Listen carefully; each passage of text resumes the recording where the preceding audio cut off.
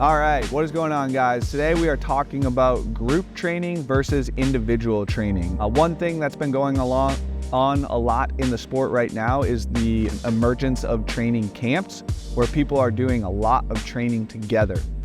But this doesn't mean that you should take away from individual training, because there are specific aspects of the sport that everybody needs to work on in order to get better at the sport.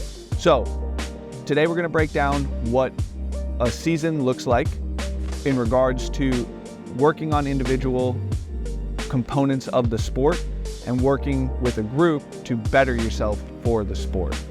So the first thing we're going to do is just break down some pros and cons of group training. So some of the pros are you get a higher level of intensity, you get competition with your group, you have the ability to develop your mindset, you kind of learn how to race in the sport, and you can learn from watching others. So all very important things to developing your on-the-floor capabilities.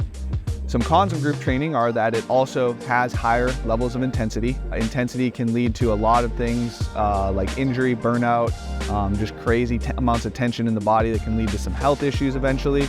And we also have, another con is the inability to develop specific weaknesses for the sport. If you're following a group program or always training with others, you're going to miss out on things that you need for the sport. So some pros for individual training are we develop our weaknesses, we are able to toggle intensity a little bit. So if we have a good mindset about the sport, we can pick up the intensity, or if we're feeling a little bit beat up, we can lower the intensity back down. But we kind of have control over the intensity, where in a group setting, due to kind of some of the social dynamics and just it being in a competition state, we really just have a higher intensity level.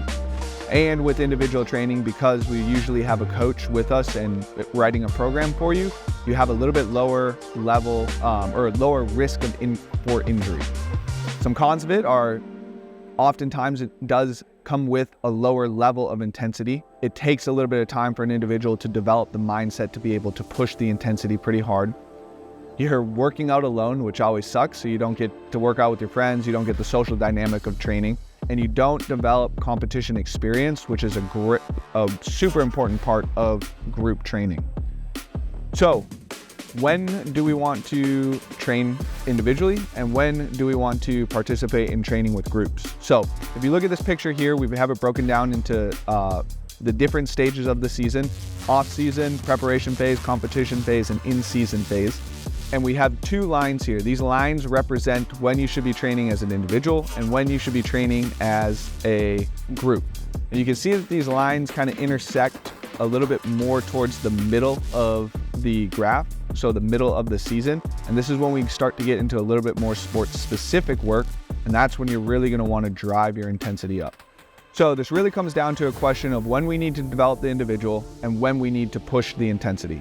In our off-season and our preseason, you want to develop the individual athlete. Find out the weaknesses that athlete has, and then work to set the base for that athlete so that later on in the season, when they are able to push the intensity with the group on whatever specific things they need to work on. If you guys go back in our YouTube channel, you can see what we have, some videos that we put out for people for you guys to develop things in the off season and what you should be looking for to develop. So you guys can go reference those videos. Our preparation phase, we're still in a little bit of athlete development, but now we're starting to transition more into group training. So this might look like you're coming in on a Saturday and hitting a group training session, kind of like what we do here, but really only one time a week you're still hitting the intensity with a group. Most of the week you're still developing some of those off-season skills. This preparation phase is going to be a little bit more in a sports-specific setting, but we're not ready for the athlete to push the intensity yet on some of those things that we're looking to develop. During our competition phase, this is when we want the athlete training a little bit more with people, starting to get ready for online qualifiers. Maybe they have a live competition coming up. Maybe they have a full weekend comp that they're going to be hitting here soon. So this is when we start to transition a little bit more into group work versus individual work. We should have laid the base already. The athletes should be ready to push some of the intensity on those things that we worked on. And now maybe we're getting 2, maybe 3 sessions in a week of group workouts or training with a partner where that intensity level does rise and we're getting more sports specific work. We still need individual development for the athlete because there are global needs that an athlete will always have. And the individual sessions are meant to focus on those and then things that we're not getting touches on in training. In season, this is the time where we want the most sports development. So we're gonna take the group training. That is where we're gonna want it to be at its peak, with most of the sessions, if not close to all of the sessions, being group training sessions. So we're driving that intensity through the roof. And then our individual sessions are gonna be tweaks and adjustments based on the athlete's response to training with others. So it might be a little bit lower aerobic development work or movement work, or just things that they need touches on. For example, if you're a smaller athlete and you need to stay hypertrophied for the sport, we'll be doing things like bodybuilding and making sure you retain that from what we did in the off season. So hopefully this gives you guys a good idea, a good breakdown, a good structure for kind of how often you should be training alone, how often you should be training with others. As always, this kind of varies per athlete, and that's why we believe in more of an individualized coaching experience for athletes.